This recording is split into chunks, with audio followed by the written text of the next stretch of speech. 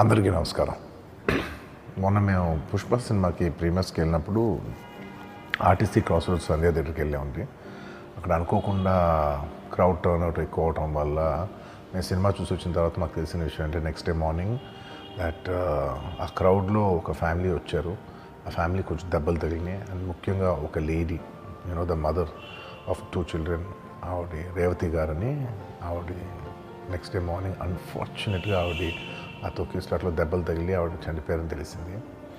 అది తెలియగానే మేము సుకుమార్ గారు, మేమందరం మొత్తం ఎంటైర్ టీమ్ ఆఫ్ పుష్ప అందరం సడన్గా డిసప్పాయింట్ అయిపోయి ఒక షాక్లోకి వెళ్ళాము. ఎందుకంటే అసలు ఇట్స్ వెరీ అన్ఎక్స్పెక్టెడ్. ఎందుకంటే లాస్ట్ 20 ఏళ్ళుగా ఆల్మోస్ట్ అన్ని సినిమాలకి మెయిన్ థియేటర్కి వెళ్ళి సినిమా చూసి వస్తాం అనేది ఒక తెలియని ఆనవాయితీ లాంటిది.